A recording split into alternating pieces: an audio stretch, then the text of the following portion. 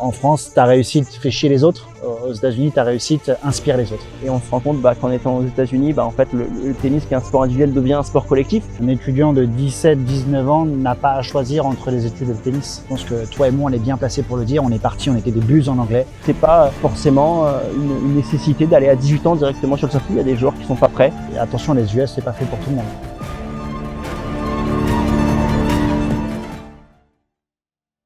En parlant un petit peu de tout ça, Antoine, est-ce que tu peux revenir aussi sur ton expérience aux États-Unis, mais surtout qu'est-ce que ça t'a apporté et pourquoi avoir créé cette agence dans le prolongement un peu de tout ce qu'on a évoqué, mais pourquoi Processues? Qu'est-ce que c'est exactement et d'où t'es venu cette idée un petit peu de passer un petit peu, comme je disais aussi, de l'autre côté en conseillant tous ces jeunes et en leur apportant toute ton aide et ton expertise pour les États-Unis. Alors pourquoi je suis parti aux US? Moi, c'est une bonne question. J'étais pas un très grand joueur de tennis.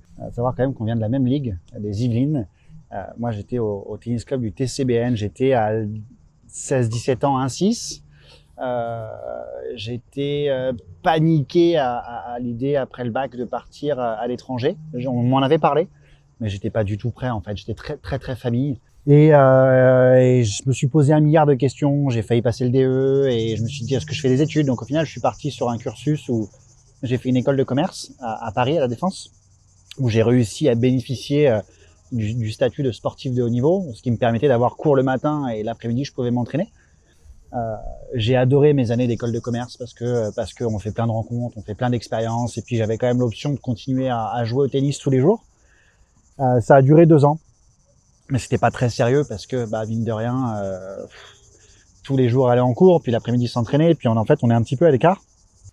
Puis j'avais un pote, un très bon pote en école de commerce qui, lui, faisait du soccer, donc du foot. Et il m'a dit, ah, tiens, Antoine, appelle mes agents, qui était une agence principalement de foot. Je les ai contactés, puis ils m'ont obtenu une bourse. J'avais plein d'opportunités en D1, en D2, et il y avait des conditions, bien évidemment. C'était de valider ses années universitaires, mais aussi d'avoir un test d'anglais, le fameux TOEFL. Je parle même pas du SAT. Et donc, j'ai passé le TOEFL que j'ai raté avec grand succès. Mais C'est-à-dire bien raté. Hein. Le TOEFL est sur 120 et j'ai eu 36. Je me souviens appeler mon agent sorti d'ambassade. Non, pas sorti d'ambassade. Je me souviens de l'appeler et je lui donne mon score et il me répond ah ouais, celle-là, on nous l'a jamais faite. Donc ça a été dur, donc toutes les D1 se sont retirées, puis j'ai un coach en D2, il y avait une Française là-bas sur place, qui est d'ailleurs toujours une de mes meilleures amies, et qui a un peu fait mon recrutement, qui a poussé le coach. Le coach m'a dit, écoute, moi je te prends chez nous avec ton score de 36, et me voilà parti en Caroline du Sud, à Limestone University, et Limestone College, qui est ensuite devenu à Limestone University, et je suis parti là-bas 2 ans et demi.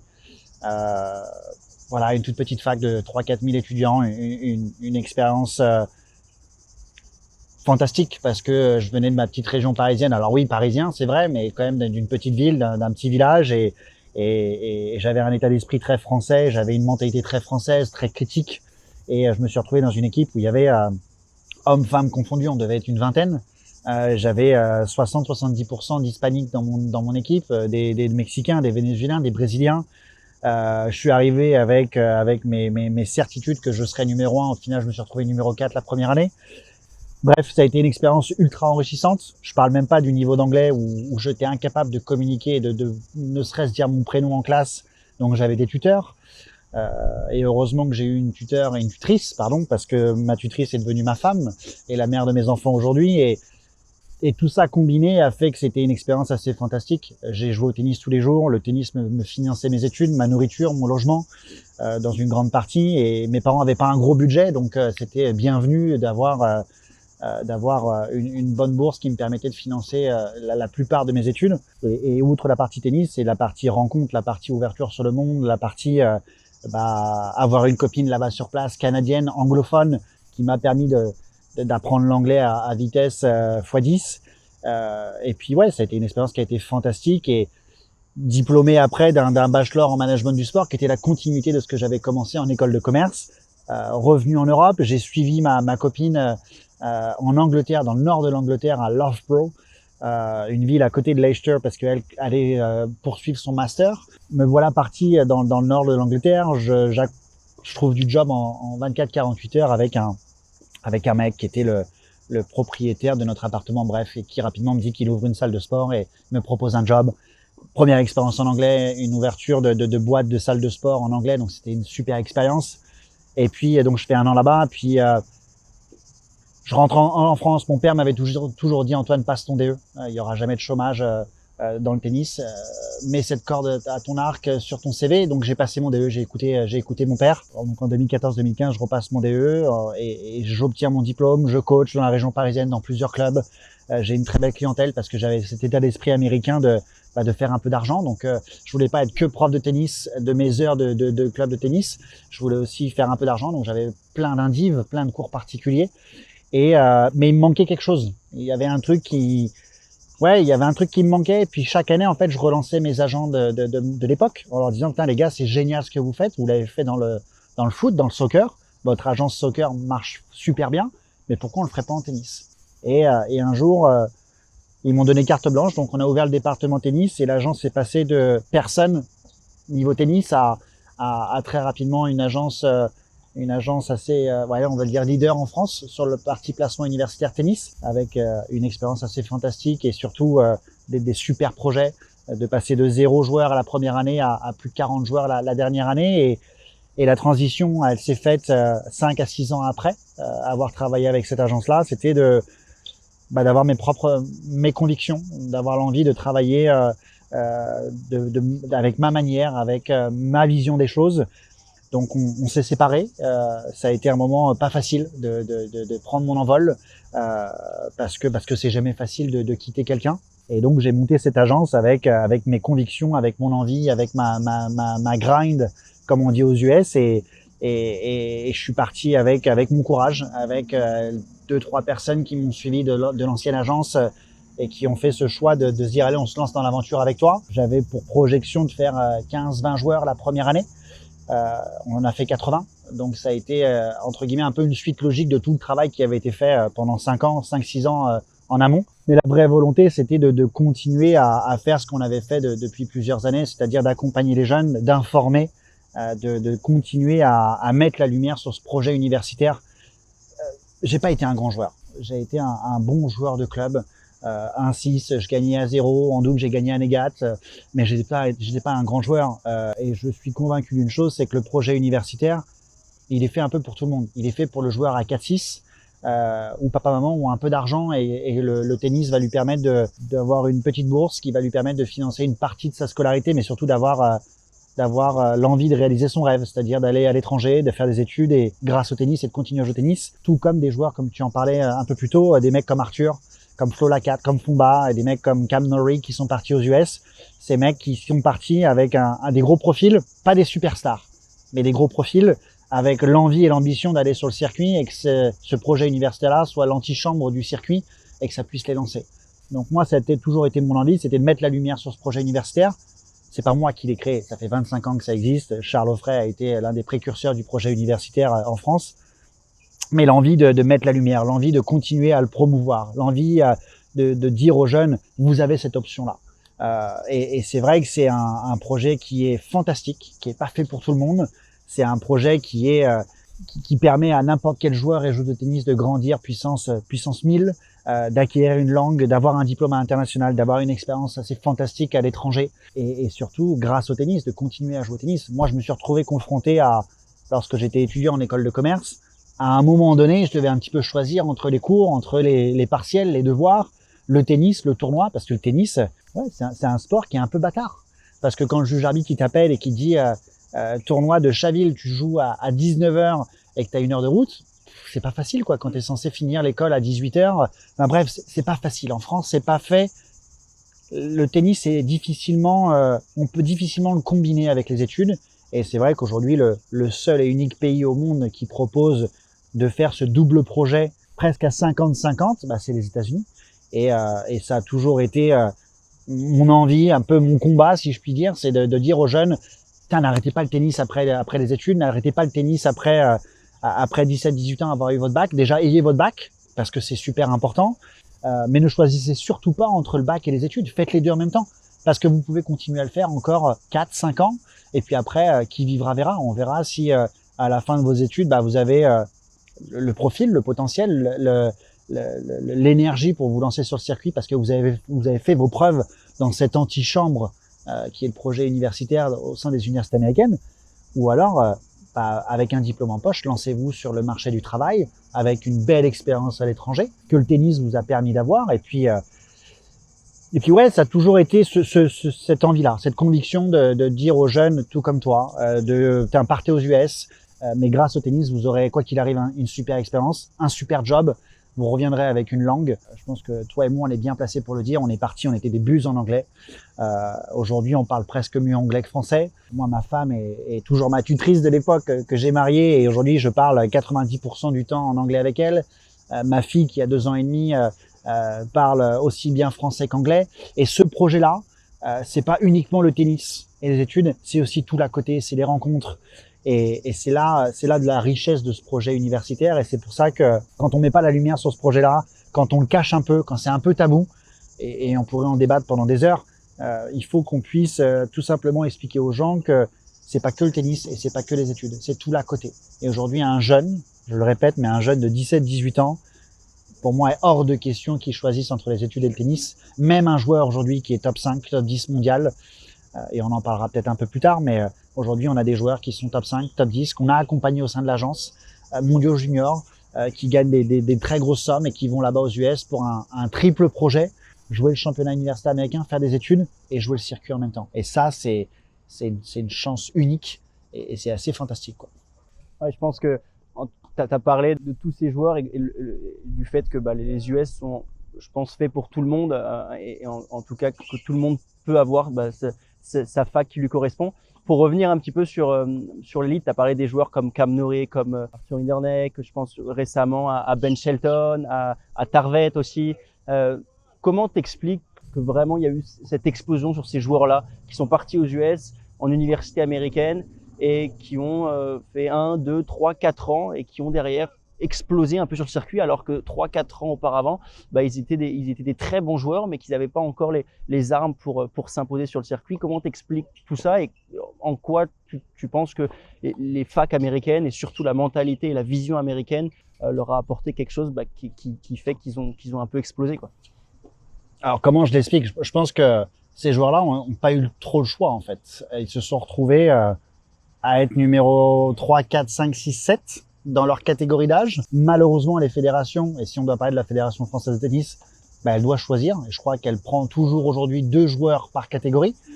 Ils ont des critères, ils investissent beaucoup d'argent. Et si ces joueurs-là ne font pas le cut, je suppose qu'ils fixent un certain barème, un certain classement à obtenir. Bon, bah, si t'es pas dans ces cuts-là, ces joueurs-là, le numéro 3, 6, 7, qui sont des très très bons joueurs. Arthur était moins 4 quand il signe, moins 15 quand il part. Bon, bah, Arthur, je pense que si on lui pose la question, il te dira, bah, mes parents n'avaient pas les moyens pour que je puisse partir sur le circuit, n'avaient pas les moyens pour que j'envoie 60, 100 000 $ pour un coach, un prépa physique, partir au bout du monde avec 0 point ATP. Donc, je pense que la suite logique pour eux, c'était de se dire, bon, bah, on m'offre, entre guillemets, une opportunité où on va tout me payer pendant 4 ans. Des études, mon logement, mon assurance, ma nourriture, le tennis, m'habiller de la tête aux pieds, mes raquettes, mon cordage, bref, on va me donner le full package pour que je puisse y arriver. Et puis après, une fois arrivé là-bas, ces mecs-là, bah, ils ont eu l'audace d'accepter le challenge, de se dire, bon, bah, je quitte mon territoire, je quitte mon pays. Et puis après, ils se sont tout simplement rendus compte que les universités américaines aujourd'hui, ces grosses facs, ces mastodontes, bah, ils ont un budget, en fait, qui est monstrueux. Et quand je parle de budget monstrueux, on parle de plusieurs millions de dollars, 1 à 2 millions de dollars pour les très très grosses facs, et je parle uniquement pour l'équipe de tennis, donc 8 à 10 garçons, dépensés pour 8 à 10 garçons sur l'année pour qu'ils performent. Ça, sur du coaching staff, que ça soit sur de la prépa physique, sur de la nourriture, sur les salles de sport, bref, tout est mis en place pour que ces mecs-là réussissent. Donc forcément qu'il y ait une espèce d'émulation où les mecs se dépassent, il y a tellement de moyens qui sont mis en place. La compétition est féroce aussi, ils jouent contre d'autres universités, les mecs sont de plus en plus forts. Et en fait, cette antichambre, avec cette atmosphère, avec cette pression, avec l'ambition de gagner, en fait, les mecs sont déjà en fait sur des niveaux de futurs challengers. Et quand ils se lancent sur le circuit derrière, en fait, ils sont prêts. Ils sont prêts parce que ça fait 3-4 ans qu'ils s'entraînent 20 à 25 heures par semaine. Ça fait 3-4 ans qu'ils sont mis dans des conditions d'élite. Donc les mecs, en fait, ils sont tout simplement prêts à tout déchirer. Et derrière, c'est qu'une question de temps de le montrer sur le circuit. Et aujourd'hui, maintenant, ils ont cette possibilité de faire tout le projet universitaire, faire des études, et en même temps, aujourd'hui, on les laisse jouer le circuit. C'est-à-dire qu'un mec, aujourd'hui, peut jouer 6, 10, 15 tournois sur l'année. Certains tournois peuvent être financés par les universités. Putain, mais c'est tout bénef. Et aujourd'hui, pourquoi il y a autant de mecs qui sont top 50 mondiaux juniors qui partent en université américaine? Le projet a un petit peu changé, mais on leur donne aujourd'hui la possibilité de tout leur financer, même en plus même d'être payés grâce au droit à l'image. Donc quand on sait qu'il y a des top joueurs qui prennent des dizaines et des dizaines de milliers de dollars, la question se pose même plus. Soit tu as la fédération qui t'accompagne, tant mieux, mais bon, tu sais que tu as un peu l'épée Damoclès au-dessus de toi parce que tu as 1 an. Grosso modo, après ton bac, tu as 1 an pour le faire. Et là, on est en pleine période où justement ils sont en train de reconduire ou un peu en train de couper les têtes. C'est dramatique. Et aujourd'hui, pourquoi un mec comme Gabriel De Bruypart, un mec comme Papa Malamis, comme Thiago Pires et tous ces mecs sont partis et j'en passe et bien d'autres?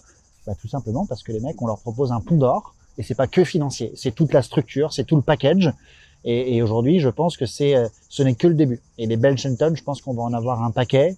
Il y a ce fameux anglais de TCU qui a mis même pas 6 mois après avoir gradué de TCU pour Fernley exactement, qui est maintenant top 50, je crois. En fait, c'est juste une suite logique parce que le mec a été conditionné, il a été dans cette espèce d'antichambre pendant 4 ans. Et une fois qu'il arrive sur le circuit, le mec, il a toutes les armes pour péter et je pense que ça va ne faire qu'empirer, je pense. Ouais, non, je suis complètement d'accord. Donc là, c'est vrai qu'on parle d'élite, mais comme tu l'as évoqué, même des joueurs à 4-6, 3-6, 2-6, c'est quelque chose qui est totalement possible et c'est pour l'avoir vécu, mais une expérience qui est quand même dingue. Et ça leur apporte bien plus aussi que s'entraîner au tennis. Ça leur apporte aussi un diplôme à la fin des 4 ans. Par rapport à toi, ton expérience, tu disais que ça t'a aussi permis de faire des rencontres, de peut-être avoir possibilité après d'avoir des jobs, d'avoir rencontré des personnes importantes aux États-Unis, des chefs d'entreprise. Comment tu trouves que cette mentalité américaine t'a permis et t'a apporté en termes de network, en termes de rencontres, en termes peut-être d'opportunités professionnelles après son cursus universitaire? Bah déjà aux US, je trouve qu'on t'apprend à aller vers les autres. On t'apprend à être ouvert. C'est vrai que en France, c'est un peu tout l'inverse. Tu restes un peu dans ta coquille et c'est très selfish, tu vois. T'es très centré sur toi-même. Aux US, on t'apprend déjà à partager. Moi, ça m'a appris énormément. Franchement, j'ai l'impression de plus forcément être le même. J'apprécie aujourd'hui dire bonjour aux gens. J'apprécie faire la discussion, mais étrangement uniquement dans les autres pays, pas forcément dans mon pays. Bon, ça, c'est un autre sujet. Mais aujourd'hui, c'est vrai que les US, ouais, ça te permet déjà de t'ouvrir sur le monde, ça te permet de rencontrer d'autres personnes, ça te permet de rencontrer une autre mentalité qui est la mentalité américaine, mais aussi d'autres mentalités, parce que dans tes équipes de sport, t'as pas que les Américains. Et puis j'ai l'impression que quand tu rentres dans ton pays, déjà t'es un peu plus open, t'as envie aussi de réussir. On t'apprend à avoir l'envie de dire j'ai envie de réussir, je peux le faire, de pas avoir peur, de pas avoir peur de dire j'ai envie de gagner de l'argent, j'ai envie d'avoir une belle vie, je suis ambitieux. En France, c'est super mal vu d'être ambitieux, c'est super mal vu de dire j'ai envie d'avoir une belle caisse et avoir une belle bagnole. Parce que si tu l'as et si tu le fais, on te juge un petit peu. Aux États-Unis, c'est complètement l'inverse. Aux US, on va te gratifier, enfin on va gratifier entre guillemets ta réussite. On va te dire good job. Et c'est ça aussi qui est intéressant. Donc moi, je trouve que les US permet aussi toute cette ouverture et sur la partie network, les US, on t'apprend à développer ce réseau, on t'apprend à développer tes contacts, à garder tes contacts. Après, ça peut être parfois un petit peu superficiel, mais c'est tellement plus avenant, c'est tellement plus sympa, c'est tellement plus naturel entre guillemets d'être ouvert aux autres, je trouve, plutôt que d'être ultra centré sur soi-même, que ce soit un peu la guéguerre. En France, ta réussite fait chier les autres. Aux États-Unis, ta réussite inspire les autres. Et ça, je trouve que c'est des belles valeurs. Mais bon, je suppose que tu partages un petit peu complètement cet état d'esprit, non? Bien sûr, je pense que c'est comme tu disais, la mentalité américaine, c'est de pas être déjà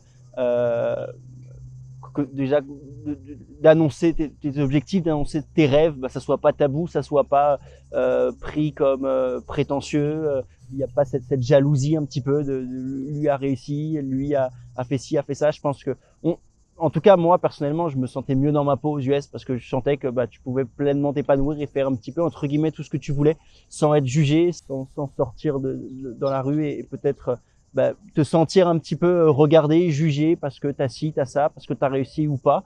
Et je pense que c'est en tout cas bien plus que jouer au tennis et faire mes études. Cette mentalité et le fait de vivre dans un pays où on sent que on est poussé vers le haut en fait par toute une équipe parce que c'est pas juste soi qui veut réussir tout seul, on est poussé et on est encouragé par beaucoup de monde autour. Je pense que c'est super important. En tout cas, moi, c'est ce qui m'a marqué dans cette vision américaine, dans cette mentalité aux US, c'est vraiment qu'il y a pas de tabou, il y a pas de jugement, on peut annoncer tout fort et tout haut ses objectifs, ses rêves et la voiture qu'on veut avoir et personne va nous juger et au contraire on va nous encourager, nous dire ok tu veux faire ça, voilà ce qui te reste à faire. Mais je trouve que c'est vraiment ce qui m'a marqué, ce que j'ai adoré moi aux États-Unis. Ouais. Il y a un truc aux US, on t'apprend, c'est pas ton succès, c'est le succès de l'équipe. Quand tu joues en équipe et tu joues pour des couleurs de fac, tu joues pour un logo et c'est un peu ce souci et cette envie que j'ai eue quand je travaillais dans mon ancienne agence, puis quand j'ai créé ma propre agence, c'était vraiment le souhait et l'envie d'appartenance. On est une petite équipe, mais ta victoire, c'est ma victoire. La victoire d'Hortense, c'est ma victoire. Et c'est notre victoire à nous, c'est pas moi.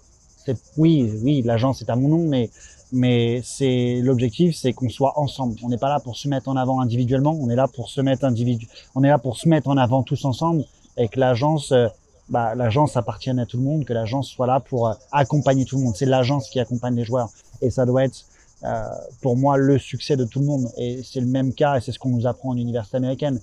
Tu peux perdre ton simple, mais si les copains ont gagné, la victoire est au bout, tu vois. Et c'est ça le plus important. On s'en fout que tu aies gagné ton match. Le plus important, c'est que c'est tout ce qu'on a donné ensemble et c'est ça, je pense qu'en France, il nous manque, c'est déjà ce souci d'appartenance parce qu'on n'a pas l'habitude et c'est pas notre culture. Et ensuite, c'est que ce soit, on est ensemble. Et ça, je pense qu'ensemble, on réussit beaucoup plus de choses. Et en tout cas, c'est vraiment l'envie que j'ai envie, c'est d'apporter cette mentalité américaine au sein de cette agence. Et cette agence puisse le retransmettre aussi aux jeunes qu'on accompagne, parce qu'on n'est pas tous les jours gentils non plus avec eux. Hein. On doit aussi un peu leur remonter un peu les bretelles et être dur avec eux. Mais en tout cas, c'est ces valeurs-là que j'ai envie d'inculquer au sein de l'agence et que l'agence puisse inculquer à tous les jeunes qu'on impacte et à tous les parents aussi qu'on impacte.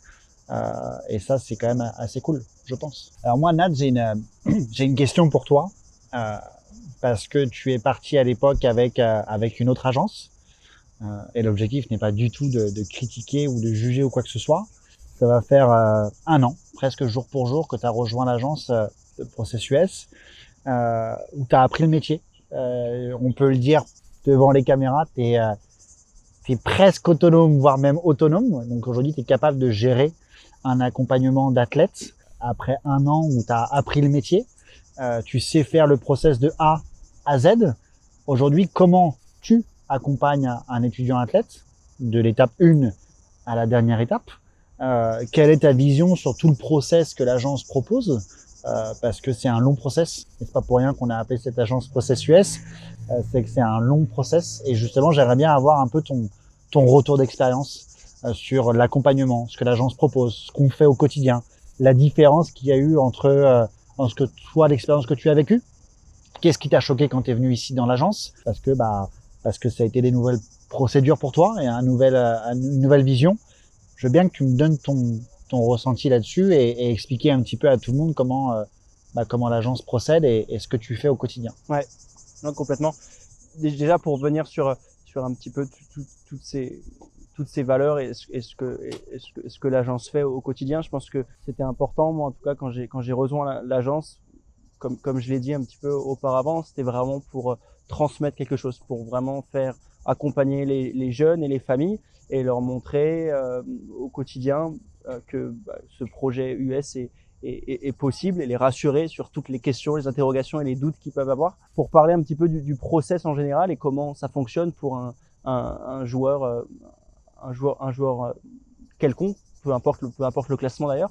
Le process il commence forcément par une prise de contact d'un joueur ou d'une famille qui nous sollicite pour poser des questions. Peut-être que leur fils, leur fille est au lycée, en seconde, première, terminale, qui a dans un coin de leur tête ce projet universitaire, mais que forcément, comme on a évoqué, il y a beaucoup de flou, beaucoup d'interrogations, beaucoup de questions. Comment ça se passe concrètement? Aucune question n'est bête d'ailleurs, parce que forcément, on connaît pas très bien quand même beaucoup de personnes d'ailleurs ne connaissent pas bien du tout tout ce projet-là. Donc c'est vraiment une prise de contact, et c'est d'abord d'informer les familles que ce projet existe, qu'il existe aussi pour le niveau de leur fils ou leur fille, si c'est le cas.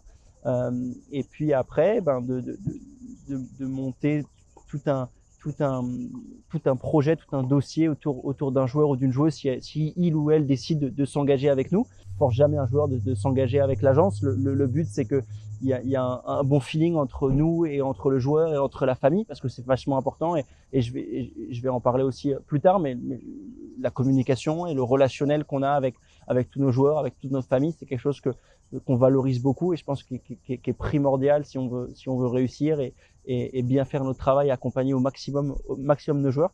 Donc voilà, que ce process il commence par une prise de contact, par plusieurs appels, plusieurs visios avec une famille, avec un joueur, peut-être se rencontrer en présentiel si c'est nécessaire, pour voir un petit peu, connaître un peu plus le joueur. Mieux on connaît le joueur, mieux on sera capable de l'accompagner, de le défendre dans les choix de ses facs, le défendre dans ses envies, que ce soit ses attentes académiques, que ce soit ses attentes tennistiques, défendre aussi le budget de la famille, parce que chaque famille a un budget qu'il faut aussi qu'on se doit de respecter. Donc c'est vraiment de construire, de mieux comprendre les attentes d'une famille, de mettre tout ça un petit peu au propre, à l'écrit, et puis de commencer un petit peu à brainstormer tous ensemble et de voir ce qui est potentiellement possible pour un joueur, pour une joueuse, de monter tout ce dossier académique, de récupérer tout son dossier scolaire.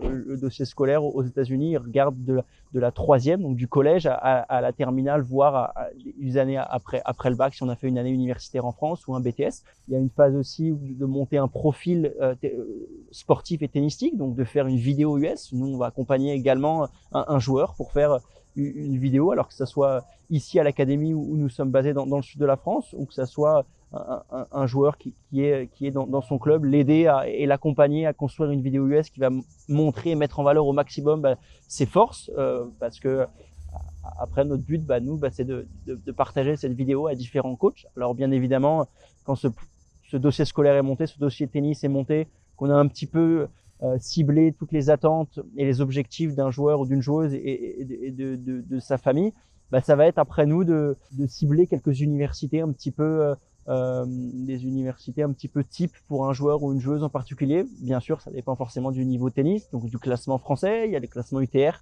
qui est pris aussi beaucoup en compte par les universités, qui est le classement qu'on utilise aux États-Unis. Il y a le dossier académique, forcément un joueur qui a 16, 17 de moyenne n'a pas le même profil qu'un joueur qui a son bac ric-rac à 10 de moyenne. Donc ça, c'est quelque chose qu'on va aussi considérer, parce que forcément, on va aux États-Unis pour jouer au tennis, mais on y va aussi pour faire un parcours post-bac. Donc ces notes scolaires et ce dossier académique est très important. Et puis voilà, en combinant tout ça, en combinant aussi forcément le côté financier, parce qu'il y a des parents qui peuvent mettre plus ou moins d'argent par année que d'autres. Il y a des parents qui ont des attentes d'une bourse quasiment, voire complète, si forcément le niveau est possible et que ça peut être envisageable. Mais en tout cas, voilà, c'est de combiner un petit peu tous ces domaines, toutes ces ficelles, et puis nous de cibler et de faire parler notre expertise en ciblant des universités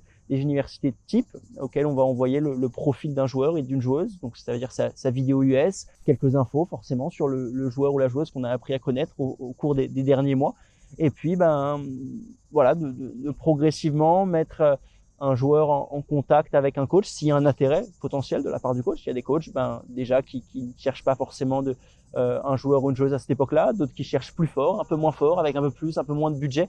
Donc ça va être vraiment de mettre tout ça tout ça sur papier, de faire parler notre expertise encore une fois, et de commencer à mettre un joueur en contact qui va être en contact avec plusieurs coachs. Nous, on va l'accompagner bien évidemment sur les calls avec les coachs qu'il va avoir, les différents appels, que ce soit en visio ou un appel classique, parce que forcément, c'est un peu comme un entretien d'embauche. On a un premier entretien au début avec un coach. C'est un peu stressant forcément parce que c'est en anglais, parce qu'on n'a pas l'habitude, savoir quoi dire, quoi faire, quelle posture, où se mettre. Nous, voilà, on va accompagner un joueur et une joueuse surtout cette préparation sur un appel. C'est vachement important. C'est la première image qu'un coach va avoir du joueur ou de la joueuse. Donc super important d'avoir une super image. Donc nous, on va être avec eux sur ces calls-là pour l'accompagner, défendre au maximum le joueur ou la joueuse. Et puis après, voilà, c'est en étant en contact avec différents coachs, nous forcément, on va faire des points réguliers avec la famille, avec le joueur.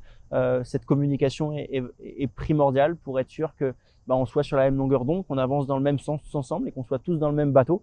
C'est vachement important et vachement primordial pour nous au sein de l'agence, c'est qu'on communique très bien entre les différents acteurs de ce projet pour chaque joueur et chaque joueuse.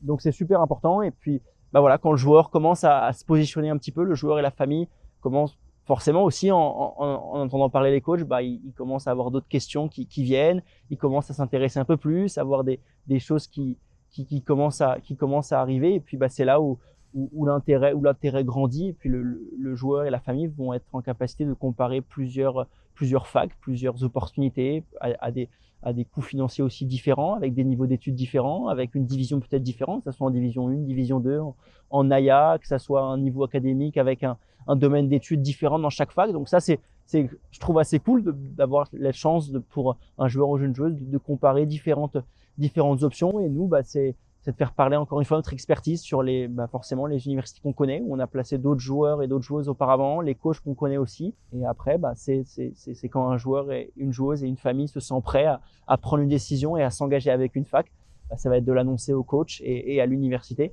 Et après, bien évidemment, s'ensuit un processus qui est aussi assez long, avec beaucoup d'administratifs, parce qu'il va falloir que le joueur soit admis à la fac. Donc c'est tout ce dossier scolaire, donner une équivalence en anglais, l'envoyer à la fac, toute cette démarche de faire admettre un joueur à une université, ces tests d'anglais, et puis le but ultime d'avoir un rendez-vous à l'ambassade et que le joueur ait décroché son visa pour qu'il puisse enfin partir et prendre l'avion. Donc c'est vraiment un accompagnement de A à Z, depuis le début du process à vraiment cette phase où la famille va s'intéresser, poser des questions, mais tout va être un peu flou, à l'accompagnement final où le joueur va être dans l'avion, voire après, parce qu'on accompagne aussi et on est toujours là pour les joueurs quand ils sont sur place, quand ils ont un petit problème, que ce soit pour le logement, que ce soit un problème au niveau de la bourse, un problème au niveau des classes, des crédits.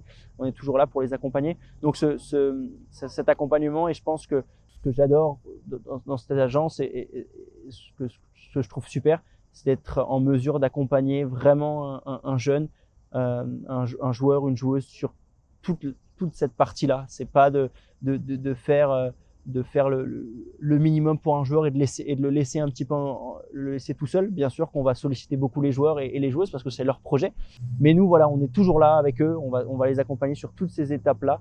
Et en tout cas, c'est ce que j'adore dans cette agence, c'est de sentir que il y a toujours quelqu'un qui est derrière nous et qui est présent et qui est là pour répondre aux questions des joueurs. Et ce relationnel qu'on a, je pense, avec les joueurs et les familles est super et surtout très important dans un métier comme le nôtre. Donc c'est vraiment ce qui me plaît au sein de cette agence, c'est d'avoir ce relationnel, ce contact avec les joueurs et les familles, et c'est de leur apporter un maximum pour qu'on puisse répondre à leurs questions. Nathan, tu disais que cette question de feeling au début est très importante, et je pense qu'en effet, c'est fondamental même lorsqu'une famille et un athlète ou une athlète va faire le choix de l'agence qui va l'accompagner. C'est un peu comme choisir son comptable ou son avocat, quoi. Tu as besoin d'avoir cette relation de confiance avec ces personnes qui vont t'accompagner. Et cette personne qui va t'accompagner, faut pas non plus attendre qu'elle dise exactement tout ce que tu veux entendre.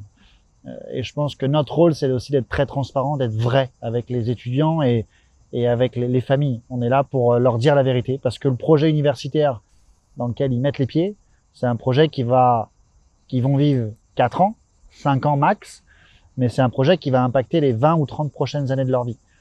Et c'est de notre devoir de les accompagner et surtout de leur dire la vérité.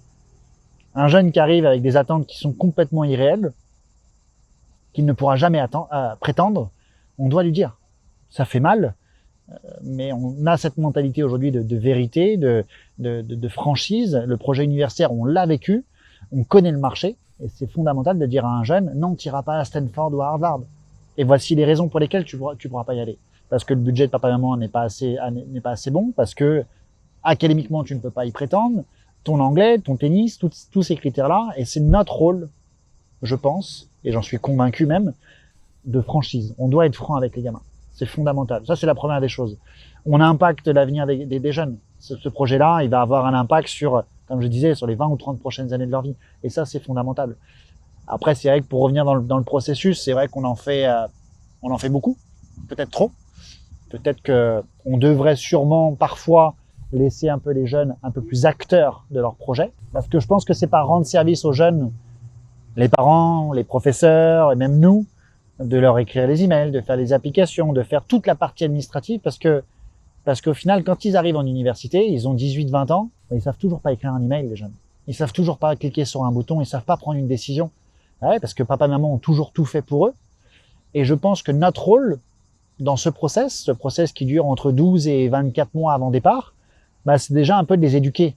Alors, ils sont jamais trop contents quand on leur dit, bah, est-ce que tu as regardé le lien qu'on t'a envoyé? Est-ce qu'on t'a envoyé le document? Le ci, le ça, bref. Mais c'est de les confronter un peu à ces situations, de faire les choses, de les accompagner toujours. On est là pour les accompagner et les prendre par la main, parce que les jeunes qu'on accompagne, c'est clairement cette image-là. On les prend par la main et sur les 4 prochaines années de leur vie, on est avec eux. Mais c'est pas leur rendre service de tout faire pour eux. Et je pense qu'on est ultra professionnel, ça j'en suis convaincu, qu'on fait beaucoup de choses pour eux, mais on doit aussi, nous, de notre côté, et c'est ce qu'on s'efforce de faire tous les jours, c'est de les mettre en condition, de les préparer. Parce que c'est pas facile de prendre l'avion, c'est pas facile d'être à 8000 bornes de la maison et il y a plus papa et maman qui nous disent tiens, ton linge est prêt et c'est dîner à 19h et puis t'inquiète, l'email je l'ai fait. Non, là tu te retrouves confronté à ta vie étudiante et ce process universitaire qu'on prépare 12 à 18 mois avant départ, bah, notre rôle, c'est déjà un peu de les préparer, de les conditionner et ça je pense que c'est fondamental. Donc c'est ce que je rajouterais sur le process et ce qu'on fait, c'est que c'est un accompagnement complet de A à Z. Et c'est vrai que le Z, il s'arrête pas uniquement lorsqu'ils sont dans l'avion, parce que pour ceux qui veulent jouer le jeu, bah, on est toujours là derrière, on est toujours là lorsqu'ils ont des galères aux États-Unis, parce que c'est pas tout le temps tout beau tout rose. Il y a aussi parfois des galères, il y a aussi parfois des situations à régler. Il y a 95% de kiff, 5% de situations à régler, mais dans l'ensemble, on est là, on accompagne, on continue à être derrière eux et c'est ça, je pense, qui fait la force de l'agence. C'est ce soutien permanent et infaillible du manager de l'agence vers chaque jeune, chaque projet, chaque parent. Et c'est ça, je pense qu'on peut en être très fier. California trip 2025 is going to be amazing as well. It's on. It's on. No, definitely it's on, and we can wait.